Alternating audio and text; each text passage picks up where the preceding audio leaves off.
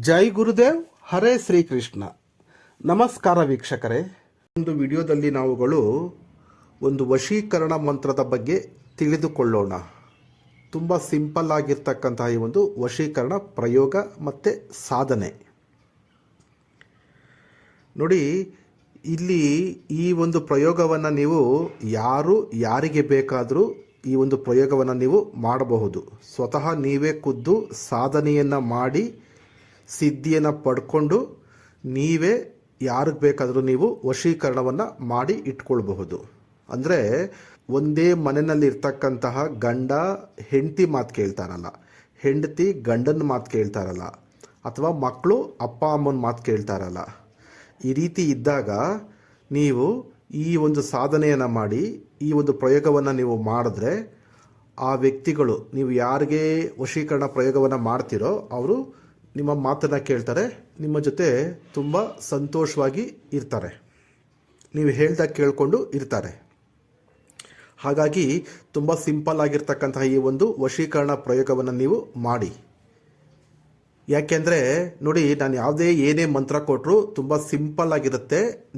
ನೀವೇ ಮಾಡ್ಕೊಳ್ತಕ್ಕಂತಹ ಒಂದು ವಿದ್ಯೆ ಅದಾಗಿರುತ್ತೆ. ನನಗೆ ಸುಮಾರು ಜನ ಫೋನ್ ಮಾಡ್ತಾರೆ. ಫೋನ್ ಮಾಡಿದಾಗೆಲ್ಲ ಬರೀ ಕಂಪ್ಲೇಂಟ್ಸ್ ಏನಂದರೆ, ನಾನು ಅಲ್ಲಿ ಅಷ್ಟು ದುಡ್ಡು ಕೊಟ್ಟೆ, ಇಲ್ಲೂ ಇಷ್ಟು ದುಡ್ಡು ಕೊಟ್ಟೆ, ಅಲ್ಲಿ ಆ ರೀತಿ ಮೋಸ ಹೋದೆ, ಇಲ್ಲಿ ಈ ರೀತಿ ಮೋಸ ಹೋದೆ, ನನ್ನ ದುಡ್ಡು ಹೋಯಿತು, ಹಣ ಹೋಯಿತು, ನೆಮ್ಮದಿ ಹೋಯಿತು, ಟೈಮ್ ವೇಸ್ಟ್ ಆಯಿತು, ನನ್ನ ಕೆಲಸ ಆಗಲಿಲ್ಲ ಅಂತೆಲ್ಲ ಹೇಳ್ತಾ ಇರ್ತಾರೆ. ಹಾಗಾಗಿ ನಾನು ಹೇಳೋದೇನೆಂದರೆ, ನಿಮಗೆ ಒಂದು ಸಾರಿ ಮೋಸ ಹೋದರೆ ಬಿಟ್ಬಿಡಿ, ತಲೆ ಕೆಡಿಸ್ಕೊಂಬಿಡಿ. ಈ ಪ್ರಯೋಗವನ್ನು ನೀವೇ ಖುದ್ದು ಮಾಡಿ, ನೀವೇ ಸಿದ್ಧಿ ಮಾಡ್ಕೊಳ್ಳಿ, ನೀವೇ ಸಾಧನೆ ಮಾಡ್ಕೊಳ್ಳಿ, ನೀವೇ ಪ್ರಯೋಗವನ್ನು ಮಾಡ್ಕೊಳ್ಳಿ. ಒಂದು ಸಾರಿ ನೀವು ಸಾಧನೆ ಮಾಡಿ ಸಿದ್ಧಿ ಮಾಡ್ಕೊಂಬಿಟ್ರೆ ನೀವು ಎಷ್ಟು ಸಾರಿ ಬೇಕಾದ್ರೂ ಈ ಒಂದು ಪ್ರಯೋಗವನ್ನು ಮಾಡ್ಕೊಳ್ಬಹುದು. ಎಷ್ಟು ಜನಕ್ಕೆ ಬೇಕಾದ್ರೂ ನೀವು ಈ ಒಂದು ಪ್ರಯೋಗವನ್ನು ನೀವು ಮಾಡಬಹುದು. ಕಾಸಿಲ್ಲ, ಖರ್ಚಿಲ್ಲ, ಲಾಸ್ ಆಯಿತು ಅಥವಾ ಕೆಲಸ ಆಗಲಿಲ್ಲ ಅಂತಕ್ಕಂಥ ಒಂದು ಸಮಸ್ಯೆ ಇರೋದಿಲ್ಲ. ಹಾಗಾಗಿ ವೀಕ್ಷಕರೇ, ನಾನು ಹೇಳ್ತಕ್ಕಂತಹ ಪ್ರತಿಯೊಂದು ಸಾಧನೆ ಪರೀಕ್ಷಿತವಾಗಿರ್ತದೆ. ಅಂದರೆ ನಾವು ಪ್ರಯೋಗ ಮಾಡಿ ಅದರಲ್ಲಿ ಸಿದ್ಧಿಯನ್ನು ಪಡ್ಕೊಂಡು ಅದರಲ್ಲಿ ಸಕ್ಸಸ್ ಆದ ನಂತರ, ಕೆಲಸ ಆದ ನಂತರ ಆ ಒಂದು ಸಾಧನೆಗಳನ್ನು ನಾನು ನಿಮಗೆ ಕೊಡ್ತಾ ಹೋಗ್ತಾ ಇರೋದು. ಹಾಗಾಗಿ ನೀವು ನಂಬಿಕೆ ಇಟ್ಟು ಈ ಒಂದು ಪ್ರಯೋಗಗಳನ್ನು ಮಾಡ್ತಾ ಹೋಗಿ, ನಿಮಗೆ ಒಳ್ಳೆಯದಾಗುತ್ತೆ, ಜೀವನದಲ್ಲಿ ಒಳ್ಳೆಯದಾಗುತ್ತೆ. ನೋಡಿ, ಕೆಲವು ಕಡೆ ಈ ಕೆಲಸಗಾರರು ಹೇಳಿದ ಮಾತು ಕೇಳೋದಿಲ್ಲ, ಬಿಟ್ಟು ಬರ್ತಾರೆ, ಸ್ವಲ್ಪ ದಿನ ಇರ್ತಾರೆ, ಬಿಟ್ಟು ಹೋಗ್ತಾರೆ. ಅಂತಹ ಕೆಲಸಗಾರರಿಗೂ ಸಹ ಈ ಒಂದು ಪ್ರಯೋಗವನ್ನು ಮಾಡಬಹುದು. ಅಥವಾ ಕೆಲವು ಕಡೆ ಅಧಿಕಾರಿಗಳು, ನಮ್ದು ಏನೋ ಒಂದು ಕೆಲಸ ಆಗಬೇಕು, ಆ ಅಧಿಕಾರಿಗಳು ನಮ್ಮ ಕೆಲಸ ಮಾಡಿಕೊಡೋದಿಲ್ಲ, ಹಣ ಕೇಳ್ತಾ ಇರ್ತಾರೆ, ಲಂಚ ಕೇಳ್ತಾ ಇರ್ತಾರೆ. ಅಂತಹ ಒಂದು ಸಂದರ್ಭದಲ್ಲೂ ಸಹ ಈ ಒಂದು ಪ್ರಯೋಗವನ್ನು ನೀವೇ ಮಾಡಬಹುದು. ಈ ರೀತಿ. ಅಥವಾ ಕೆಲವರು ಲವ್ ಮಾಡಿರ್ತಾರೆ, ಒಂದು ಹುಡುಗ ಒಂದು ಹುಡುಗಿನ ಲವ್ ಮಾಡಿರ್ತಾರೆ, ಅಥವಾ ಒಂದು ಹುಡುಗಿ ಒಂದು ಹುಡುಗನ ಲವ್ ಮಾಡಿರ್ತಾರೆ. ಅವರು ಸಹ ಬಿಟ್ಟು ದೂರ ಆಗಿರ್ತಾರೆ. ಅಂಥವರು ಸಹ ಈ ಒಂದು ಪ್ರಯೋಗವನ್ನು ಮಾಡಿ ತಮ್ಮ ಒಂದು ಪ್ರೀತಿನ ಪಡ್ಕೊಳ್ಬಹುದು, ಅಥವಾ ತಮ್ಮ ಒಂದು ಲವರ್ನ ವಾಪಸ್ ಪಡ್ಕೊಳ್ಬಹುದು. ಆ ರೀತಿಯ ಒಂದು ಸಿಂಪಲ್ ವಿದ್ಯೆ ಇದು. ನೋಡಿ, ಈ ವಿದ್ಯೆಗೆ, ಈ ಒಂದು ಸಾಧನೆಗೆ ಬೇಕಾಗಿರ್ತಕ್ಕಂಥ ಸಾಮಗ್ರಿಗಳು ಮತ್ತು ನೀತಿ ನಿಯಮಗಳ ಬಗ್ಗೆ ತಿಳಿಸ್ತೀನಿ, ತಿಳ್ಕೊಳ್ಳಿ. ನೋಡಿ, ಈ ಒಂದು ಮಂತ್ರದಲ್ಲಿ ನಿಮಗೆ ಇದೊಂದು ಶಾಬರ ಮಂತ್ರ, ಶಾಬರ ವಶೀಕರಣ ಮಂತ್ರ ಇದು. ಈ ಮಂತ್ರದಲ್ಲಿ ನಿಮಗೆ ವರುಣ ದೇವರು, ಅಂದರೆ ಮಳೆ ಸುರಿಸ್ತಾರಲ್ವ, ಅವರು ವರುಣ ದೇವರು, ಅವರು ಬರ್ತಾರೆ.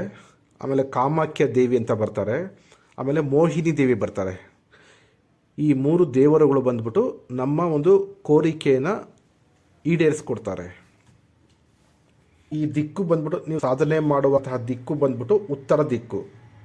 ಅದಕ್ಕೆ ನೀವು ತುಪ್ಪದ ದೀಪವನ್ನು ಸಹ ಹಚ್ಚಬಹುದು, ಅಥವಾ ಎಣ್ಣೆಯ ದೀಪವನ್ನು ಸಹ ಹಚ್ಚಬಹುದು. ಪ್ರಾರಂಭದ ದಿನ ಬಂದ್ಬಿಟ್ಟು ಈ ಸೋಮವಾರ ಅಥವಾ ಶುಕ್ರವಾರ ರಾತ್ರಿ ನೀವು 9 ಗಂಟೆಯ ನಂತರ ಈ ಒಂದು ಸಾಧನೆಯನ್ನು ನೀವು ಪ್ರಾರಂಭ ಮಾಡಬೇಕಾಗತ್ತೆ. ಅಥವಾ ಒಳ್ಳೆ ಸಿದ್ಧಿ ಯೋಗಗಳಿದ್ದರೆ ಅಂತಹ ಸಿದ್ಧಿ ಯೋಗ ದಿನಗಳಲ್ಲೂ ಸಹ, ಒಳ್ಳೆ ಮುಹೂರ್ತಗಳಲ್ಲೂ ಸಹ ನೀವು ಈ ಒಂದು ಸಾಧನೆಯನ್ನು ಪ್ರಾರಂಭ ಮಾಡಬಹುದು. ಮಾಲೆ, ಈ ಒಂದು ಸಾಧನೆಗೆ ಬೇಕಾಗಿರ್ತಕ್ಕಂತಹ ಮಾಲೆ ಬಂದ್ಬಿಟ್ಟು ಸ್ಫಟಿಕದ ಮಾಲೆ ಅಥವಾ ಕೆಂಪು ಹಕೀಕ್ ಮಾಲೆ ಅಂತ ಬರ್ತದೆ. ಅಂದರೆ ರೆಡ್ ಸ್ಟೋನಿಂದ ಮಾಡಿರ್ತಾರೆ, ಅಂದರೆ ಕೆಂಪು ಮಣಿಗಳಿಂದ ಮಾಡಿರ್ತಾರೆ. ಅದನ್ನು ಲಾಲ್ ಹಕೀಕ್ ಮಾಲೆ ಅಂತ ಕರೀತಾರೆ, ಅಥವಾ ರೆಡ್ ಸ್ಟೋನ್ ಹಕೀಕ್ ಮಾಲೆ ಅಂತ ಕರೀತಾರೆ. ಆ ಒಂದು ಮಾಲೆಯನ್ನು ಸಹ ನೀವು ಬಳಸ್ಕೊಳ್ಬಹುದು, ಅಥವಾ ಸ್ಫಟಿಕದ ಮಾಲೆಯನ್ನು ಸಹ ನೀವು ಬಳಸ್ಕೊಳ್ಬಹುದು. ಜೊತೆಗೆ ಈ ಒಂದು ಸಾಧನೆಗೆ ಒಂದು ಮೋಹಿನಿ ಯಂತ್ರ ಅಂತ ಬರುತ್ತೆ. ಆ ಮೋಹಿನಿ ಯಂತ್ರವನ್ನು ನೀವು ಸ್ಥಾಪನೆ ಮಾಡಬೇಕಾಗತ್ತೆ ಪೂಜೆನಲ್ಲಿ. ಹಾಗೆ ಒಂದು ಕಾಮಾಖ್ಯ ಯಂತ್ರ ಅಂತ ಬರುತ್ತೆ. ಆ ಕಾಮಾಖ್ಯ ದೇವಿಯ ಒಂದು ಯಂತ್ರವನ್ನು ಸಹ ನೀವು ಈ ಒಂದು ಸಾಧನೆಯಲ್ಲಿ ಸ್ಥಾಪನೆ ಮಾಡಬೇಕಾಗತ್ತೆ ಪೂಜಾ ಸಮಯದಲ್ಲಿ. ಜೊತೆಗೆ ನೀವು ಈ ಮಂತ್ರ ಜಪ ಮಾಡುವಾಗ ನೀವು ಈ ಗೂಗಲ್ ಅಂತ ಬರುತ್ತೆ ಸಾಮಗ್ರಿ, ಆ ಗ್ರಂಥಿಗೆ ಅಂಗಡಿಗಳಲ್ಲಿ ನೀವು ಕೇಳಿದ್ರೆ ಕೊಡ್ತಾರೆ. ಕಪ್ಪು ಬಣ್ಣದಲ್ಲಿ ಅಥವಾ ಕಾಫಿ ಕಲರ್, ಬ್ರೌನ್ ಕಲರ್ನಲ್ಲಿ ಇದು ಇರ್ತದೆ. ಈ ಗೂಗಲ್ ಅಂತ ಕೇಳಿ, ಗೂಗಲ್ ಅಂತ ಕೇಳಿ. ಇದು ಹರಳುಗಳ ರೂಪದಲ್ಲಿ ಇರ್ತದೆ.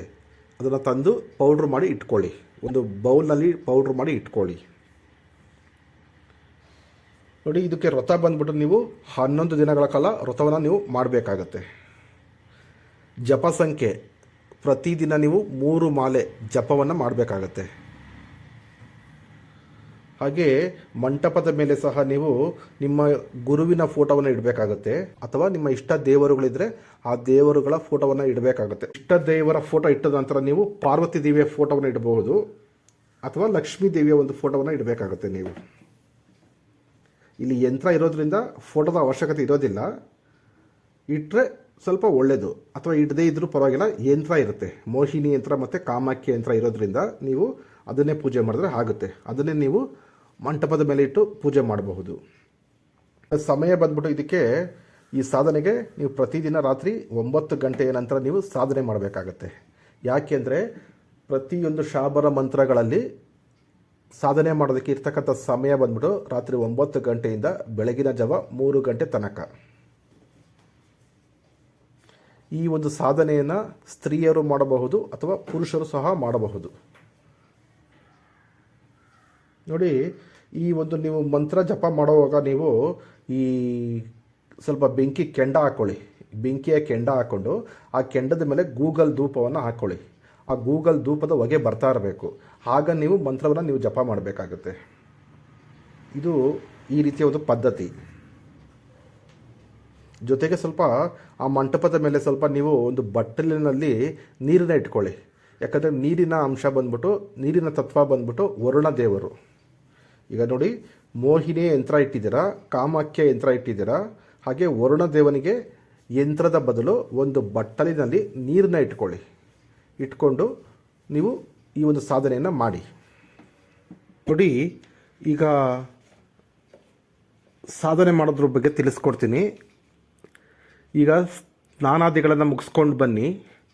ಸ್ನಾನಾದಿಗಳನ್ನು ಮುಗಿಸ್ಕೊಂಡು ಬಂದ್ಬಿಟ್ಟು ನಿಮ್ಮ ಪೂಜಾ ಕೊಠಡಿಗೆ ಬಂದು ಕೂತ್ಕೊಳ್ಳಿ. ಈಗ ಶುದ್ಧೀಕರಣ ಮಾಡ್ಕೊಳ್ಳಿ. ಶುದ್ಧವಾಗಿರ್ತಕ್ಕಂಥ ಸ್ವಲ್ಪ ಗಂಗಾ ಜಲವನ್ನು ತಗೊಳ್ಳಿ, ಅಥವಾ ಗೋಮೂತ್ರ ಇದ್ದರೆ ಸ್ವಲ್ಪ ಮಿಕ್ಸ್ ಮಾಡ್ಕೊಳ್ಳಿ. ಮಾಡಿಕೊಂಡು ನೀವು ತಂದಿರ್ತಕ್ಕಂತಹ ಎಲ್ಲ ಸಾಮಗ್ರಿಗಳಿಗೆ, ಪೂಜಾ ಸಾಮಗ್ರಿಗಳಿಗೆ ಅಥವಾ ಸಾಧನೆಯ ಸಾಮಗ್ರಿಗಳಿಗೆ ಗಂಗಾ ಜಲವನ್ನು ಸಿಂಪಡಿಸಿ ಶುದ್ಧೀಕರಣ ಮಂತ್ರವನ್ನು ಹೇಳಿ ಶುದ್ಧಿ ಮಾಡ್ಕೊಳ್ಳಿ. ಅಂದರೆ ಏನಾದರೂ ಅಪವಿತ್ರವಾಗಿದ್ದರೆ ಎಲ್ಲ ಪವಿತ್ರವಾಗಲಿ ಅಂತ ಹೇಳ್ಕೊಂಡು ಶುದ್ಧೀಕರಣ ಮಾಡಿ. ಆನಂತರ ಕಳಸವನ್ನು ಇಟ್ಟು, ಈ ಯಾವುದೇ ನೀವು ಸಾಧನೆ ಮಾಡಬೇಕಾದ್ರೆ ಕಳಸವನ್ನು ಇಡಬೇಕಾಗತ್ತೆ, ನೈವೇದ್ಯವನ್ನು ಇಡಬೇಕಾಗತ್ತೆ, ಪಾನೀಯವನ್ನು ಇಡಬೇಕಾಗತ್ತೆ. ದೇವರು ಕೆಲವು ಕಡೆ ಬರೀ ನೈವೇದ್ಯ ಮಾತ್ರ ಇಡ್ತಾರೆ, ಕುಡಿಯೋದಕ್ಕೆ ನೀರಿಡೋದಿಲ್ಲ. ಈಗ ನಿಮ್ಮ ಮನೆಗೆ ಯಾರಾದರೂ ನೆಂಟರು ಬಂದರು ಅಂದ್ಕೊಳ್ಳಿ, ಅವರಿಗೆ ಊಟ ಕೊಡ್ತೀರಾ, ಊಟ ಕೊಟ್ಟವಾಗ ನೀರು ಕೊಡೋದಿಲ್ವ ಜೊತೆಯಲ್ಲಿ?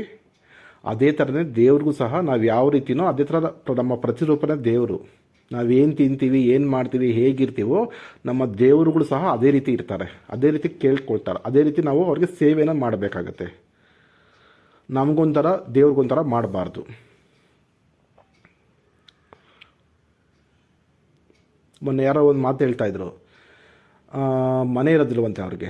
ಅವ್ರೇನು ಮಾಡ್ತಾರೆ, ದೇವ್ರ ಹತ್ರ ಹೋಗ್ಬಿಟ್ಟು ಪ್ರಾರ್ಥನೆ ಮಾಡ್ಕೊಳ್ತಾರಂತೆ, ಪರಮಾತ್ಮ ನನಗಿರೋದಕ್ಕೆ ಮನೆ ಇಲ್ಲ, ಹೇಗಾದರೂ ಮಾಡಿ ನನಗೊಂದು ಮನೆಯನ್ನು ಕೊಡು ಅಂತ ಕೇಳ್ತಾರೆ. ಮನೆಯನ್ನು ಕಟ್ಕೊಳ್ಳೋದಕ್ಕೆ ಒಂದು ಅವಕಾಶ, ಶಕ್ತಿ, ಅನುಕೂಲಗಳನ್ನು ಮಾಡಿಕೊಡ್ತಾ ಕೇಳ್ಕೊಳ್ತಾರೆ. ಪರಮಾತ್ಮ ಆಯಿತು ತಥಾಸ್ತು ಅಂತ ಹೇಳ್ತಾನೆ. ಆಗ ಅವ್ರಿಗೆ ಯಾವುದೋ ಒಂದು ದುಡ್ಡು ಬರುತ್ತೆ, ಏನೋ ಒಂದು ಅರೇಂಜ್ ಆಗುತ್ತೆ ಅಮೌಂಟು, ಒಂದು ಮನೆ ದೊಡ್ಡದಾಗಿ ಒಂದು ಮನೆ ಕಟ್ತಾರೆ. ಮನೆಯೆಲ್ಲ ಕಟ್ಬಿಟ್ಟು ಪ್ರವೇಶಕ್ಕೆ ದೇವ್ರನ್ನ ಕರೀತಾರಂತೆ. ಕರೆದಾಗ ದೇವ್ರು ಬರ್ತಾನಂತೆ. ಬಂದ್ಬಿಟ್ಟು ನೋಡ್ತಾನಂತೆ. ನೋಡಿದವಾಗ ಇವ್ರು ಇರೋದಕ್ಕೆ ದೊಡ್ಡ ದೊಡ್ಡ ರೂಮ್ಗಳು, ಬೆಡ್ರೂಮು, ದೊಡ್ಡ ಹಾಲು, ದೊಡ್ಡ ಕಿಚನ್ನು. ದೇವ್ರಿಗೆ ಇರೋದಕ್ಕೆ ಮಾತ್ರ ಸಣ್ಣದಾಗಿರ್ತಕ್ಕಂಥ ಒಂದು 3 ಅಡಿಗೆ 4 ಅಡಿ ಒಂದು ರೂಮ್ ಸಣ್ಣದಾಗಿ ಒಂದು ರೂಮ್ ಕಟ್ಟಿರ್ತಾರಂತೆ, ದೇವ್ರ ಮನೆ. ಅವಾಗ ದೇವ್ರು ನೋಡ್ತಾರಂತೆ, ನಾನೇ ನಿನಗೆಲ್ಲ ಕೊಟ್ಟಿತ್ತು, ನನಗೆ ನೀನು ಸಣ್ಣದಾಗಿರ್ತಕ್ಕಂಥ ಒಂದು ರೂಮ್ ಕೊಟ್ಟಿದ್ಯಾ, ಒಂದು ದೇವ್ರ ಮನೆ 3 ಅಡಿಗೆ 4 ಅಡಿ. ಆದರೆ ನೀನು ವಾಸ ಮಾಡೋದಕ್ಕೆ ದೊಡ್ಡ ದೊಡ್ಡ ರೂಮ್ಗಳನ್ನು, ಕೊಠಡಿಗಳನ್ನು ಕಟ್ಕೊಂಡಿದ್ಯಾ ಅಂತ ದೇವ್ರು ನಗ್ತಾನಂತೆ. ಅಂದರೆ ಇದರ ಅರ್ಥ ಏನಪ್ಪ ಅಂತಂದರೆ, ನಾವು ಹೇಗೋ ನಮ್ಮ ಇಷ್ಟ ದೈವ ಅಥವಾ ನಮ್ಮ ಕುಲ ದೈವ ಅಥವಾ ನಾವು ಆರಾಧನೆ ಮಾಡ್ತಕ್ಕಂಥ ದೈವಗಳು ಸಹ ಅಷ್ಟೇ ಒಂದು ಸೇವೆ, ಅಷ್ಟೇ ಒಂದು ಅನುಕೂಲಗಳನ್ನು ನಾವು ಮಾಡಿಕೊಡ್ಬೇಕಾಗತ್ತೆ. ಹಾಗಾಗಿ ಏನೇ ಮಾಡಿದ್ರೂ ಸಂಪೂರ್ಣವಾಗಿ ಮಾಡಿ. ನೋಡಿ, ಈಗ ಶುದ್ಧೀಕರಣ ಪೂಜೆ ಆಯಿತು. ನಿಮ್ಗೆ ಹೇಳೋದು ಮರ್ತುಬಿಟ್ಟೆ, ಈ ಮಂಟಪದ ಮೇಲೆ ನೀವು ಕೆಂಪು ಬಣ್ಣದ ವಸ್ತ್ರವನ್ನು ನೀವು ಹಾಕಬೇಕಾಗತ್ತೆ. ಹಾಗೆ ನೀವು ಕುಳಿತುಕೊಳ್ತಕ್ಕಂತಹ ಆಸನದ ಮೇಲೂ ಸಹ ನೀವು ಕೆಂಪು ಬಣ್ಣದ ವಸ್ತ್ರವನ್ನು ಹಾಕಿ ಕುತ್ಕೊಂಡು ಜಪ ಮಾಡಬೇಕಾಗತ್ತೆ. ಹಾಗೆ ನೀವು ಧರಿಸ್ತಕ್ಕಂತಹ ಬಟ್ಟೆ ಯಾವುದೇ ರೀತಿ ಬಟ್ಟೆ ಇರ್ಬೋದು, ಏನು ಪಂಚೆನೇ ಆಗಿರಬೇಕು, ಶಲ್ಯನೇ ಆಗಿರಬೇಕು, ಸ್ಯಾರಿನೇ ಆಗಿರಬೇಕು, ಆ ಥರ ಏನಿಲ್ಲ. ನಿಮ್ಗೆ ಯಾವ ರೀತಿ ಅನುಕೂಲ ಇರುತ್ತೋ ಆ ರೀತಿ ಬಟ್ಟೆ ಹಾಕ್ಕೊಂಡು ಆದರೆ ಕೆಂಪು ಬಣ್ಣದಲ್ಲಿ ಇರಬೇಕು ಆ ಬಟ್ಟೆ ವಸ್ತ್ರ. ಅದು ಯಾಕೆ ಇದೇ ಥರ ಬಣ್ಣ ಇರಬೇಕಂತ ನಾನು ಮುಂದಿನ ವಿಡಿಯೋಗಳಲ್ಲಿ ಡೀಟೇಲ್ಸಾಗಿ ಹೇಳ್ತೀನಿ. ಈ ವಿಡಿಯೋದಲ್ಲಿ ತುಂಬ ಲಾಂಗ್ ಆಗಿಬಿಡುತ್ತೆ. ಓಕೆ, ಕೆಂಪು ಬಣ್ಣದ ವಸ್ತ್ರವನ್ನು ಮಂಟಪದ ಮೇಲೆ ಹಾಕಿರಬೇಕು. ಅಲ್ಲಿ ಫೋಟೋವನ್ನು ಇಡಬೇಕಾಗತ್ತೆ. ನಿಮ್ಮ ಗುರುಗಳ ಫೋಟೋ ಇದ್ದರೆ ಇಟ್ಕೊಳ್ಳಿ, ಅಥವಾ ನಿಮ್ಮ ಇಷ್ಟ ದೇವರ ಫೋಟೋ ಇದ್ದರೆ ಇಟ್ಕೊಳ್ಳಿ. ಹಾಗೆ ಕಾಮಾಖ್ಯ ದೇವಿಯ ಯಂತ್ರವನ್ನು ಒಂದು ತಟ್ಟೆ ತಗೊಳ್ಳಿ, ಒಂದು ಸ್ಟೀಲ್ ತಟ್ಟೆ ತಗೊಂಡು ಆ ಸ್ಟೀಲ್ ತಟ್ಟೆನಲ್ಲಿ ಸ್ವಲ್ಪ ಹೂವಿನ ದಳಗಳನ್ನು ಹಾಕ್ಕೊಂಡು ಜೊತೆಗೆ ಈ ಕಾಮಾಖ್ಯ ದೇವಿಯ ಯಂತ್ರ ಮತ್ತು ಮೋಹಿನಿ ದೇವಿಯ ಯಂತ್ರವನ್ನು ಸ್ಥಾಪನೆ ಮಾಡಿ, ಅದಕ್ಕೂ ಸಹ ಪೂಜೆಯನ್ನು ಮಾಡಿ. ನೀವು ಪ್ರತಿದಿನ ಯಾವ ರೀತಿ ಮಾಡ್ತೀರೋ ಅದೇ ರೀತಿ ಪೂಜೆಯನ್ನು ಮಾಡಿ. ಇಲ್ಲಿ ಶಾಬರ ಮಂತ್ರಗಳಲ್ಲಿ ಪೂಜೆಗೆ ಹೆಚ್ಚಿನ ಮಹತ್ವ ಇರೋದಿಲ್ಲ, ವಿಧಿವತ್ತು ಜಾಸ್ತಿ ಇರೋದಿಲ್ಲ. ಈ ಒಂದು ಶಾಬರ ಮಂತ್ರಗಳ ಸಾಧನೆಯಲ್ಲಿ ಜಾಸ್ತಿ ಮೂಲ ಮಂತ್ರ ಜಪಕ್ಕೆ ಜಾಸ್ತಿ ಪ್ರಾಮುಖ್ಯತೆ ಇರುತ್ತದೆ. ನೋಡಿ, ಈಗ ಪೂಜೆಲ್ಲ ಮುಗಿದ ನಂತರ ನೀವು ಆಸನಕ್ಕೆ ನಮಸ್ಕಾರ ಮಾಡಿ ಆಸನದ ಮೇಲೆ ಕುತ್ಕೊಂಡು ಮಾಲೆ ತಗೊಳ್ಳಿ. ಈ ಸ್ಫಟಿಕದ ಮಾಲೆ ಆಗಿರಬಹುದು ಅಥವಾ ಕೆಂಪು ಬಣ್ಣದ ಹಕೀಕ್ ಮಾಲೆ, ರೆಡ್ ಸ್ಟೋನ್ ಹಕೀಕ್ ಮಾಲೆ ಅಂತ ಎರಡರಲ್ಲಿ ಯಾವ್ದು ಬೇಕಾದ್ರೂ ಆಗಿರ್ಬೋದು. ಹಾಗೆ ಇನ್ನೊಂದು ಹೇಳೋದು ಮರ್ತುಬಿಟ್ಟೆ, ನೋಡಿ, ನಿಮಗೆ ಯಂತ್ರಗಳು ಮತ್ತು ಮಾಲೆ ಅಥವಾ ಸಾಮಗ್ರಿಗಳು ಇವು ಬಂದ್ಬಿಟ್ಟು ಶಾಬರ ಮಂತ್ರದಿಂದ ಪ್ರಾಣ ಪ್ರತಿಷ್ಠಾಪನೆ ಪೂಜೆ ಆಗಿರಬೇಕು. ಅಂಥವುಗಳನ್ನು ಮಾತ್ರ ನೀವು ಬಳಸಿದ್ರೆ ನಿಮಗೆ ಆ ಹೆಚ್ಚಿನ ಒಂದು ಲಾಭ ಸಿಗುತ್ತೆ. ಹಾಗೆ ಅಂಗಡಿಯಿಂದ ತಂದು ನೀವು ಹಾಗೆ ಬಳಸೋ ಹಾಗಿಲ್ಲ, ಬಳಸಿದ್ರೂ ಅದು ಪ್ರಯೋಜನಕ್ಕೆ ಬರೋದಿಲ್ಲ. ಈ ರೀತಿಯ ವಸ್ತುಗಳು, ಮಾಲೆಗಳು ನಿಮ್ಗೇನಾದರೂ ಬೇಕಾಗಿದ್ದರೆ ನೀವು ನಮಗೆ ಫೋನ್ ಮಾಡಿದ್ರೆ ಅಥವಾ ವಾಟ್ಸಪ್ಪಲ್ಲಿ ಮೆಸೇಜ್ ಮಾಡಿದ್ರೆ ನಾವು ನಿಮ್ಮ ಅಡ್ರೆಸ್ಸಿಗೆ ಕೊರಿಯರ್ ಮುಖಾಂತರ ಅಥವಾ ಪೋಸ್ಟ್ ಮುಖಾಂತರ ಕಳಿಸ್ಕೊಡ್ತೀವಿ. ನೋಡಿ, ಈಗ ಜಪವನ್ನು ಪ್ರಾರಂಭ ಮಾಡಿ. ಮಾಲೆ ತಗೊಂಡು ಗಣಪತಿಯ ಮಂತ್ರವನ್ನು ಜಪ ಮಾಡಿ.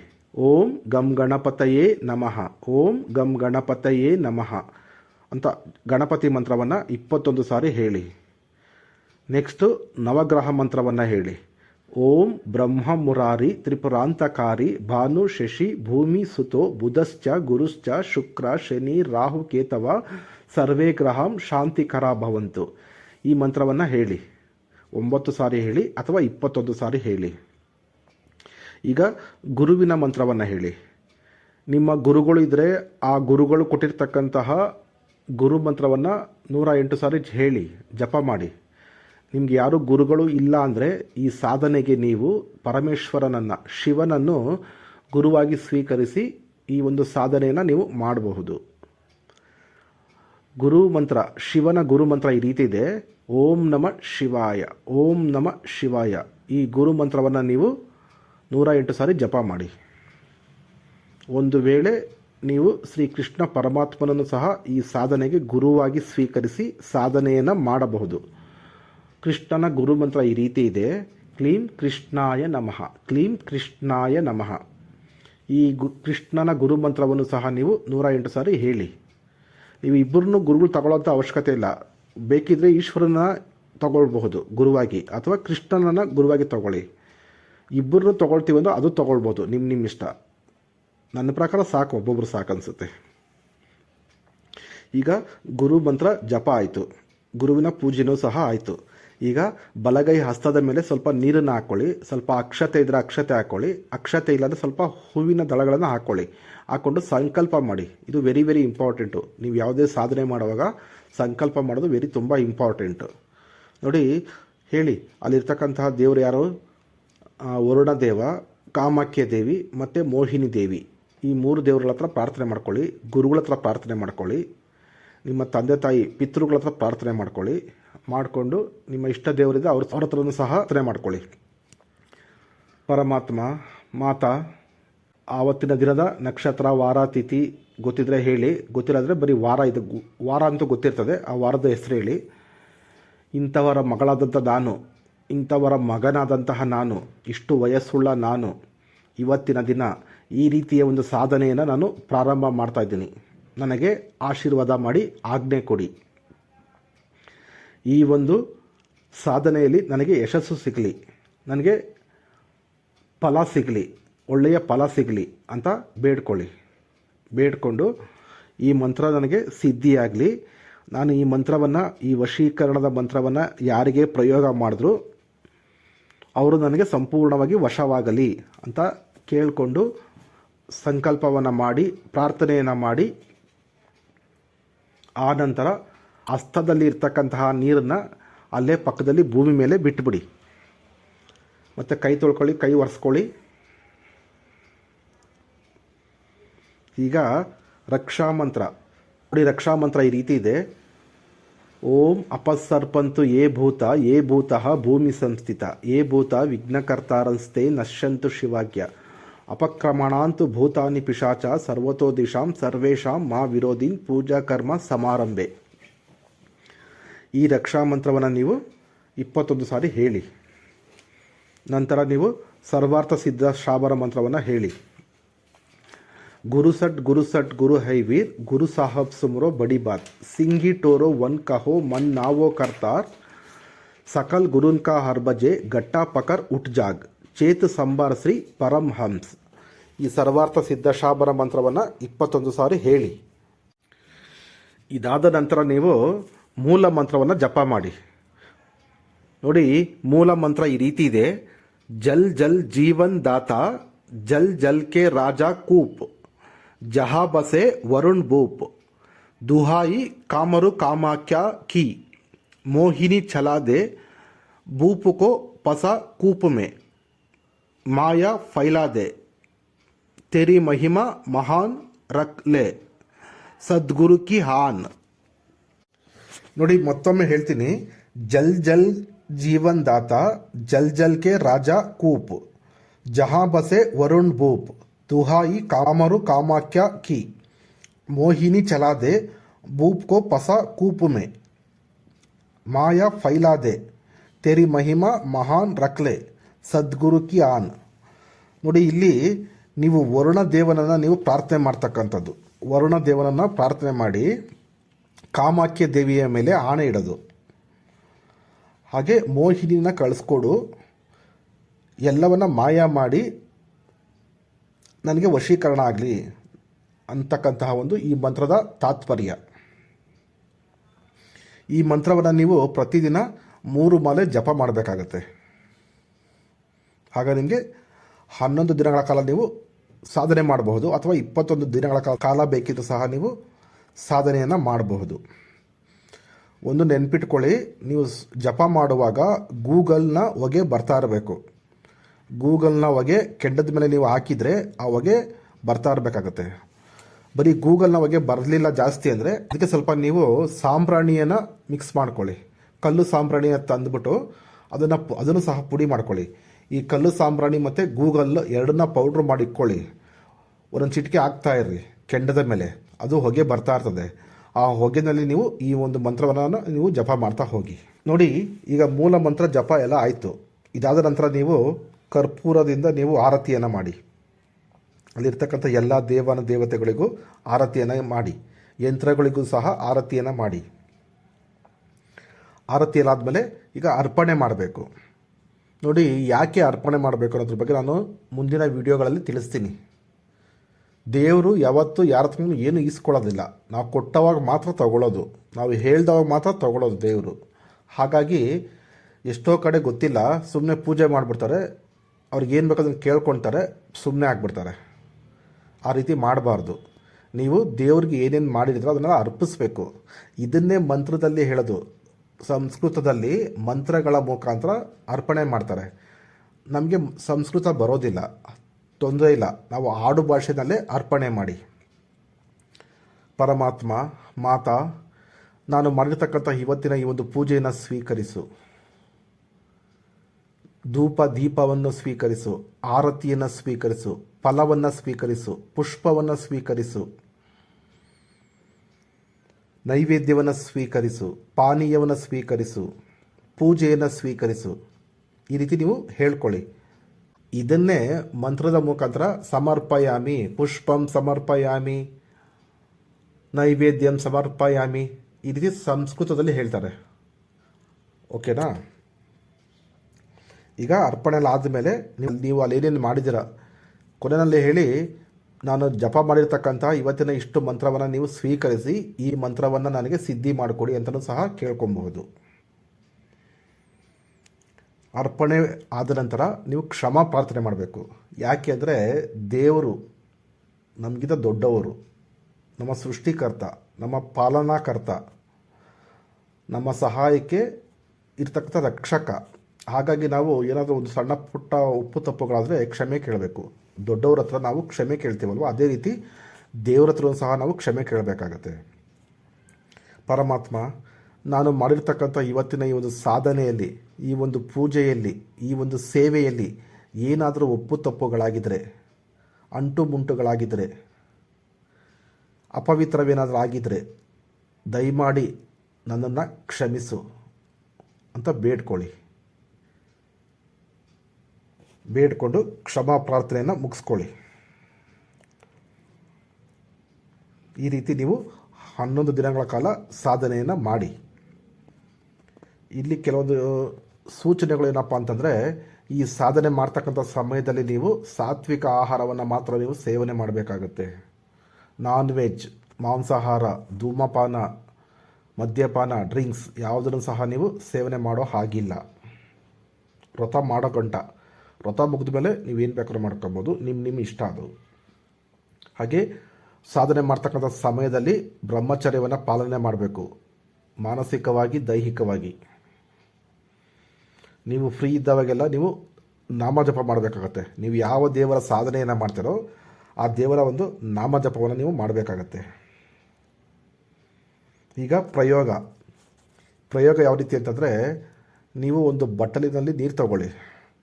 ಈ ಪ್ರಯೋಗ ನೀವು ಇವತ್ತು ಜಪ ಮಾಡಿ ನಾಳೆ ಪ್ರಯೋಗ ಮಾಡಬಾರ್ದು. ನಿಮ್ಮ ಸಾಧನೆ ಎಲ್ಲ ಮುಗಿದ ನಂತರ ನೆಕ್ಸ್ಟ್ ಆಮೇಲೆ ನೀವು ಲಾಸ್ಟಲ್ಲಿ ಮುಂದಿನ ದಿನಗಳಲ್ಲಿ ಪ್ರಯೋಗ ಮಾಡಬೇಕು. ನಾನು ಮೊನ್ನೆ ಒಬ್ಬರಿಗೆ ಮಂತ್ರ ಕೊಟ್ಟಿದ್ದೆ, ಯಾವುದೋ ಒಂದು ಮಂತ್ರನ.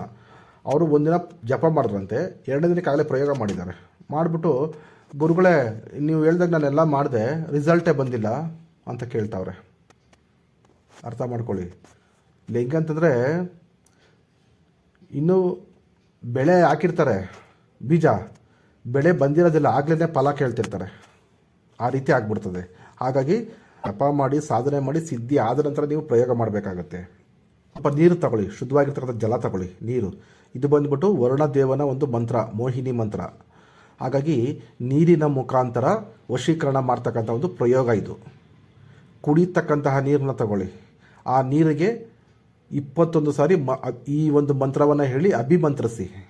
ಆ ನೀರನ್ನು ಮಂತ್ರಿಸ್ಬಿಟ್ಟು ನೀವು ಯಾವ ವ್ಯಕ್ತಿನ ವಶೀಕರಣ ಮಾಡ್ಕೊಳ್ಬೇಕು ಅಂತ ಹೇಳಿದ್ದೀರೋ ವ್ಯಕ್ತಿ ಹೆಸರನ್ನು ಹೇಳಿ ಸಂಕಲ್ಪ ಮಾಡಿ ಆ ನೀರಿಗೆ 21 ಸಾರಿ ಅಭಿಮಂತ್ರಿಸಿ ಆ ನೀರನ್ನು ಅವ್ರಿಗೆ ಕುಡಿಯೋದಕ್ಕೆ ಕೊಡಿ. ಅಥವಾ ಊಟದಲ್ಲೂ ಸಹ ಕೊಡಬಹುದು, ಅಡುಗೆ ಮಾಡಿದ್ರೂ ಸಹ ಆ ನೀರನ್ನು ಬಳಸ್ಬೋದು. ಕಾಫಿ ಟೀ ಮಾಡೋದ್ರಲ್ಲೂ ಸಹ ಆ ಮಂತ್ರಿಸಿರ್ತಕ್ಕಂಥ ನೀರನ್ನು ಬಳಸಿ ಮಾಡಿ ಕೊಡಬಹುದು. ಜ್ಯೂಸ್ ಕುಡಿಯೋ ಹಾಗಿದ್ರೆ ಜ್ಯೂಸ್ನಲ್ಲಿ ಆ ನೀರನ್ನು ಹಾಕಿ ಅಭಿಮಂತ್ರಿಸಿರ್ತಕ್ಕಂತಹ ನೀರನ್ನು ಹಾಕಿ ಜ್ಯೂಸ್ ಮಾಡಿ ಸಹ ಕುಡಿಸ್ಬಹುದು. ಈ ರೀತಿ ನೀರನ್ನು ಅಭಿಮಂತ್ರಿಸಿ ನೀವು ವಶೀಕರಣ ಆಗಬೇಕಾಗಿರ್ತಕ್ಕಂಥ ವ್ಯಕ್ತಿಗೆ ಯಾವುದಾದ್ರೂ ಮುಖಾಂತರ ಕೊಟ್ಟು ಈ ಒಂದು ಸಾಧನೆಯನ್ನು ಪ್ರಯೋಗವನ್ನು ಮಾಡಿ. ಇದು 1 ಸಾರಿ 2 ಸಾರಿ ಈ ಥರ ಪ್ರತಿದಿನ ನೀವು ಮಾಡ್ತಾ ಬರ್ತಾ ಇದ್ದರೆ ಆ ವ್ಯಕ್ತಿ ಸಂಪೂರ್ಣವಾಗಿ ನಿಮಗೆ ವಶ ಆಗಿಬಿಡ್ತಾರೆ. ಅವ್ರಿಗೆ ಯಾವುದೇ ರೀತಿ ಡೌಟ್ ಬರೋದಿಲ್ಲ. ನೀವು ಏನು ಹಾಕಿದ್ದೀರಾ, ಏನು ಕೊಟ್ಟಿದ್ದೀರಾ, ಏನು ಮಾಡಿದ್ರೆ ಯಾವ ರೀತಿ ಡೌಟ್ ಬರೋಲ್ಲ. ಆ ರೀತಿ ಅವ್ರಿಗೆ ಒಂದು ಭ್ರಮೆಗೆ ಒಳಪಟ್ಟು ಅವರು ನಿಮಗೆ ಸಂಪೂರ್ಣವಾಗಿ ವಶ ಆಗಿಬಿಡ್ತಾರೆ. ನೀವು ಹೇಳ್ದಾಗ ಕೇಳಿಕೊಂಡು ಇದ್ದು ಬಿಡ್ತಾರೆ. ಇಷ್ಟು ಒಂದು ಪ್ರಯೋಗ. ಸರಿ ವೀಕ್ಷಕರೇ, ಇಷ್ಟು ಹೇಳ್ತಾ ಇವತ್ತಿನ ಈ ಒಂದು ವಿಡಿಯೋವನ್ನು ಇಲ್ಲಿಗೆ ಮುಗಿಸ್ತಾ ಇದ್ದೀನಿ. ಧನ್ಯವಾದಗಳು.